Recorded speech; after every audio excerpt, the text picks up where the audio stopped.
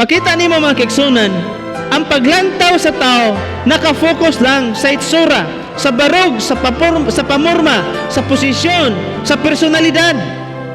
Diha nakasentro. Ngano ang gitan-aw sa Dios kasing-kasing? Tungod kay kung unsay naa sa imong sulod, mao nay magporma, mao nay maghulma sa imong pagkatao. Kung unsa og kinsa ka karon, nakabase ka kung kinsa na si imong sulod. Ug mao gunay kamaturan sa ato ang kinabuhi mga kaigsunan. So ang Dios nagtan-aw kung unsay naa sulod. Ang gitan-aw sa Dios kung unsay naa sa kasing-kasing. Dunay mga panahon sa atong kinabuhi nga usahay kita ma-disappoint, usahay kita masakitan, maguol ug masuko tungod sa dili maayo nga paglantaw sa mga tawo sa ato ang kinabuhi. Higala igsuon na mugna kining maong programa dahunog sa pulong sa Dios nga maghatag kanato og paglaom, kadasig og guidance kung saan sang paagi nato ato bangon ang mga criticisms og ang tanan nga mga butang nga atong maagian ni ining kalibutana. Kung ikaw higala igsuon na panalangina ning maong programa, ayaw kalimot sa pag-like, comment, share og follow aron ikaw updated sa matag mensahe nga ato iga-release adlaw-adlaw. Ug aniya si Pastor Rihom Favor sa iyahang mensahe nga giuluhan. Lahi ang paglantaw sa Dios ug paglantaw sa tao diha nimo. Kay gisalikway naman sa Dios si Saul. Ang Dios nagpili og mahimong hari sa Israel, pinagi sa kaliwatan ni Jesse. Niani tong orat, miadto si Samuel sa panimalay ni Jesse. Aron sa pagpili, aron sa pagdihog, aron mahimong hari sa Israel. Mga anak ni Jesse, nagserbisyo ni siya ingon nga sundalo sa Israel. So makita nimo physically, mas kwalifikado god ang mga magulang, kining tulo ka magulang ni David para mahimong leader sa Israel nganuman na sila experience sa pagkasundalo, sa giyera, sa leadership. Na sila skills. Unya sa barog hitsura nakaingon gud si Samuel ania tanawa sa bersikulo 6. Asya mitutok kang Eliab ug miingon sa pagkatinuod ang dinihugan sa Ginoo anaa sa atubangan niya. Dako kayo ang pagtuo ni Samuel nga si Eliab siya mo'y gidihugan sa Dios aron mahimong hari sa Israel. Apan unsa may tubag sa Ginoo sa verse 7? Dili si Eliab. Dili ang sunod ni Eliab. Dili ang ikatulo nga anak ni Jesse. Gikan sa kamagulangan ngadto sa ikatulo. Mao to sila posible nga kwalifikado sa panglantaw ni Jesse o sa panglantaw ni Samuel nga mamahimong hari sa Israel nganuman na sila skills. Sundalo sila. Tag-as, mayog barog, sa hitsura, pwede gyud nga mahimong hari sa Israel. Apan ang giingon sa Dios, wala nila. Tanawa, makita nimo mga kaigsunan, ang paglantaw sa tao, nakafocus lang sa hitsura, sa barog, sa pamorma, sa posisyon, sa personalidad. Diha nakasentro. Ang tao, munang usahay ang tao, adi gyud bagay na siyang mamahimo diha. Pero gigamit siya sa Dios. Daghan nga mga tao nga gigamit sa Dios para mahimong iyang alagad. Like for example, si Moses. Si Moses, nasa problema sa pagpanulti. Pero si Moses, may usa sa pinakabanggitan nga leader sa Israel. Dili lamang sa Israel, si Moses na ilado, lakip na sa Egypt.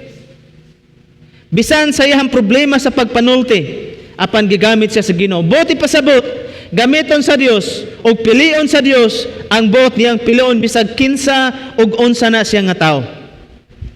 Muna kung gipili na siya sa Dios, gi-appoint na siya sa Dios aron mahimong leader, dapat tahuron, dapat na siyang sundon. Bisag unsa pa na iyang personalidad, balag bisag unsa pa na iyang porma, kung gipili o gituboy na siya sa Dios aron mahimong tigdumala, aron mahimo nga tigpamaba o leader sa katawhan sa Dios, dapat gyud na siya nga sundon.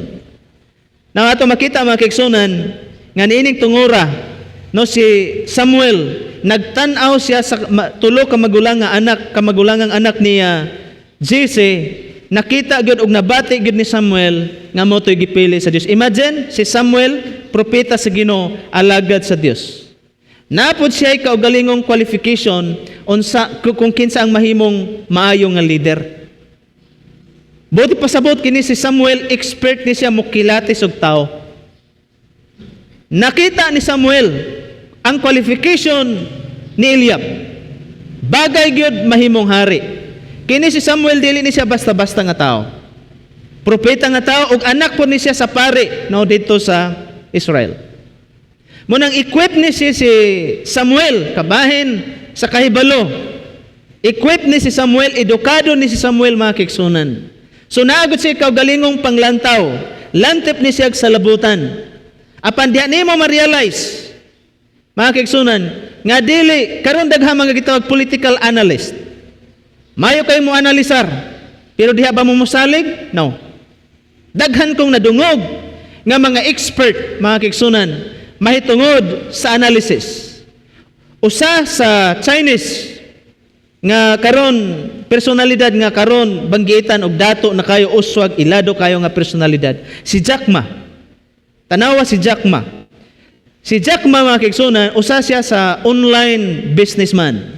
Og karon ang Alibaba usa na siya sa pinakadakong company. Ulahira ng Shopee, ulahira ng Lazada.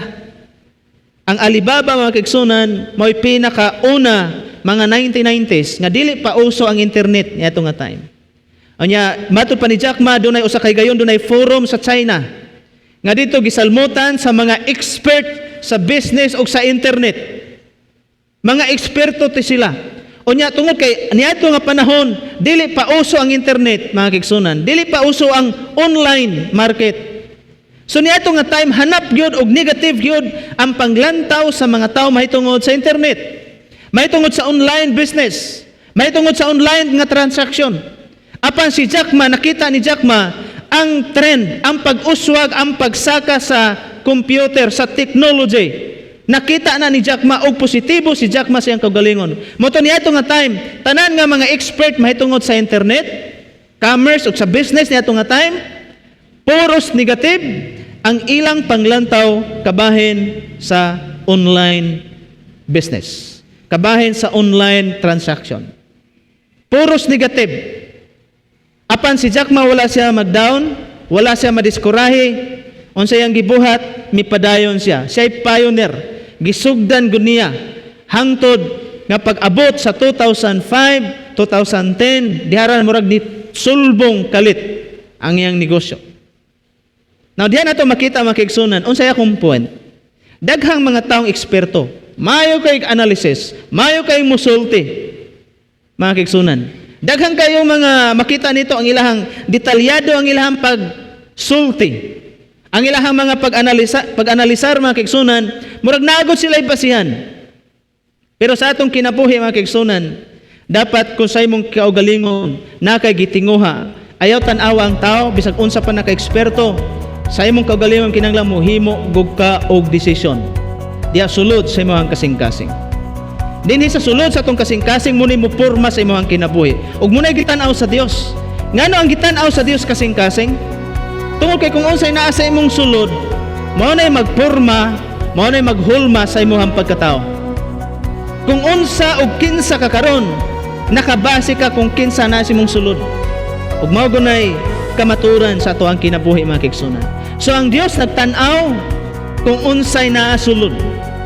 Ang gitan-aw sa Dios kung unsay naa sa kasing-kasing.